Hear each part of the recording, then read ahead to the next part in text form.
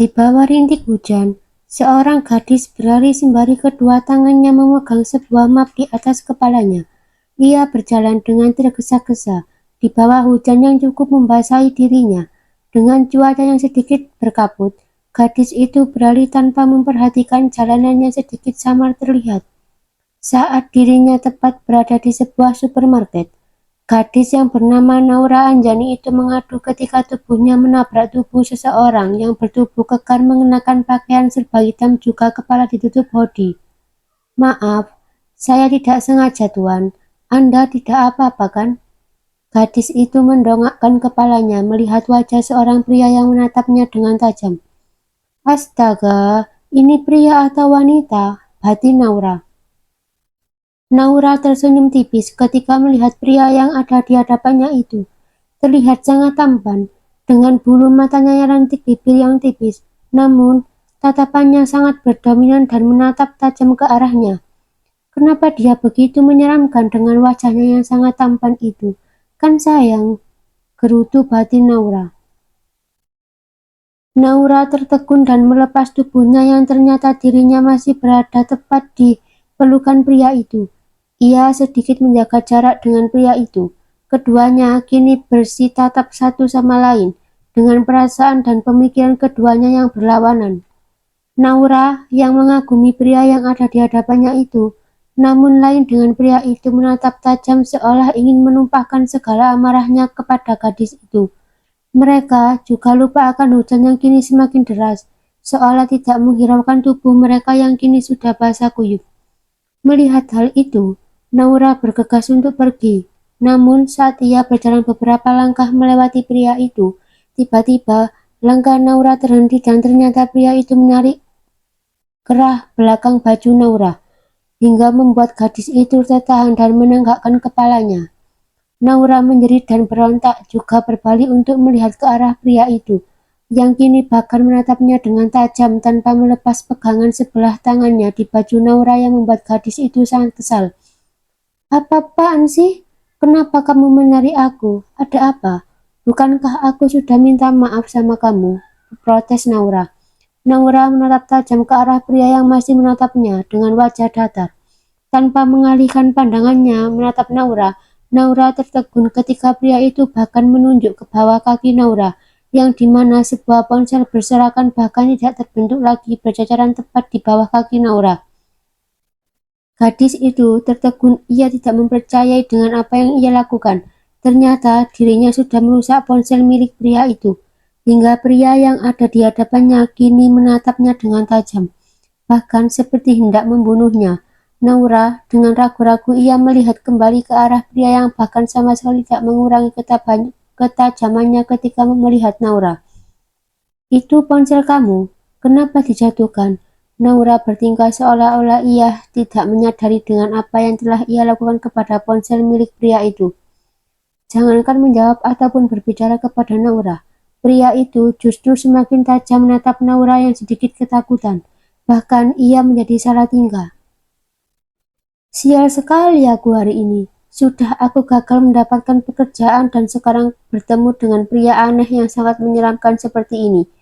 Dia sangat tampan tapi sepertinya itu palsu." Gerutu batin Naura tidak berani melihat ke arah pria itu. "Apa aku boleh pergi?" Naura mencoba untuk mengalihkan perhatian pria itu agar membiarkan dirinya untuk pergi. Masih dalam diam, tangannya pun masih dengan erat memegang baju bagian belakang Naura. Tanpa berpindah sama sekali, bahkan tidak merubah raut wajahnya yang kini tatapannya semakin tajam ketika mendengar Naura terus-menerus berbicara kepadanya. "Baiklah, saya minta maaf, tapi jangankan buat bayar ponsel kamu.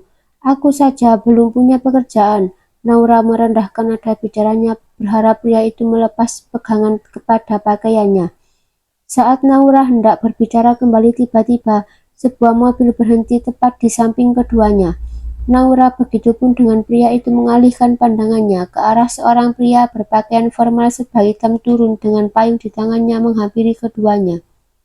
Saat pria itu sedikit melonggarkan pegangannya, Naura mencoba untuk berbalik pergi dan dari sana, namun pria itu menggenggam erat kembali pakaian Naura.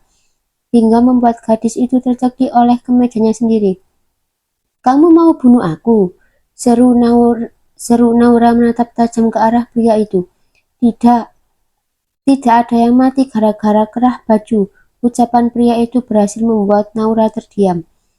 "Kenapa ada pria sedingin dia?" gerutu batin Naura. Naura tertegun melihat desain dalam mobil di mana ia berada sekarang. Ruang yang cukup luas jika hanya penumpang 2 orang saja. Namun bukan itu yang membuat Naura terkagum. Ia melihat di depannya terdapat sebuah meja mini yang di atasnya segala jus orange dan coklat kombinasi dengan leci di atasnya. "Restoran kah ini?" Naura mengedarkan perhatiannya. "Apa kau bodoh?" Pria di sampingnya berbicara tanpa mengalihkan pandangannya pada majalah yang ia pegang. "Cih, aku nggak peduli," gerutu batin Naura. Tanpa protes lagi, Naura hanya diam mengikuti apa yang membawanya hingga kini dia duduk di samping seorang pria yang bahkan namanya pun dia tidak tahu. "Eh, ini istana kah?" seru Naura ketika turun dari mobil dan melihat pemandangan sebuah taman beserta rumah yang menjulang tinggi dan luas. Terdapat banyak penjagaan di bawah halaman, begitupun dengan taman yang asri dan indah beserta air mancur di tengah bunga yang bermekaran. "Sepertinya aku di alam mimpi. Kau mau aku pukul?" seru pria yang berdiri di sampingnya. "Beraninya sama wanita," cetus Naura. Wajah datar terkombinasi dengan nada bicaranya yang dingin. Ia membalas ucapan Naura yang sedari tadi berbicara tanpa henti.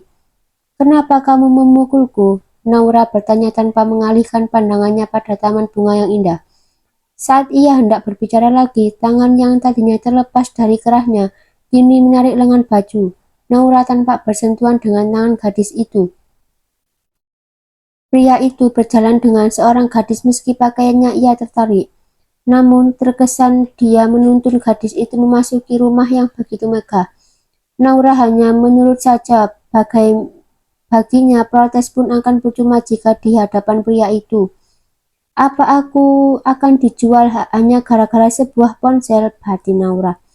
Gadis itu terkagum akan luasnya rumah yang ia masuki, begitupun dengan sofa dan juga isi rumah yang elegan. "Pastinya semua ini tidak murah," batin Naura. Naura mengedarkan pandangannya memperhatikan setiap sudut ruangan yang rapih dan juga bersih. Pria yang sedari tadi menariknya kini berjalan ke arah kursi menghadap dapur dan meminum jus tanpa menghiraukannya. Naura menghampirinya dengan perlahan. Ia duduk di kursi samping pria itu.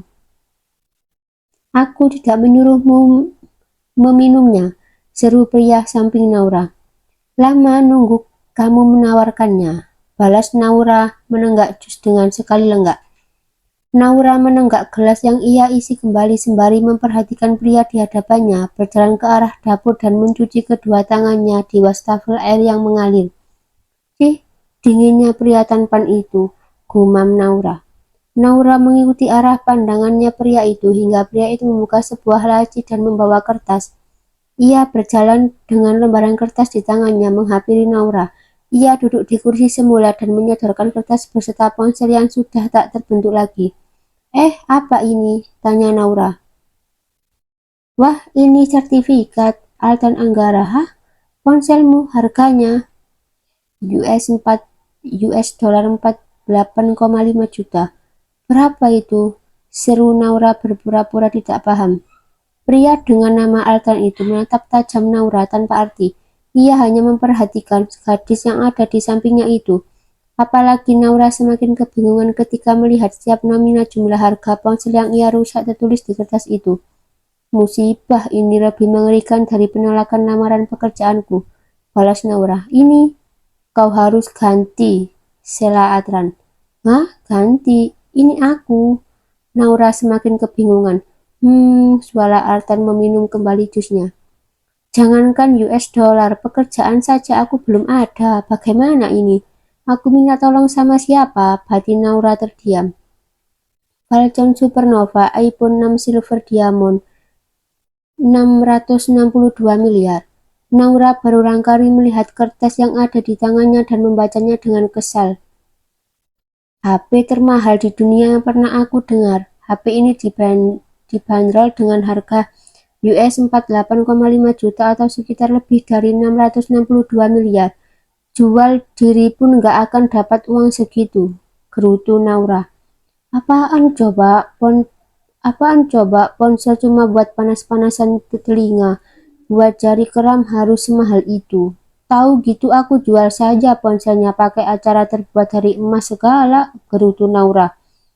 Altran yang mendengar gerutan Naura tersenyum tipis. Untuk pertama kalinya dia tersenyum hanya mendengar ocehan seorang gadis. Selama ini dia tidak pernah menunjukkan perubahan raut wajahnya dari kata dingin dan datar. Namun untuk hari ini dia tersenyum hanya karena sebuah ocehan seorang gadis dengan gaya sederhana bahkan pakaian yang basah.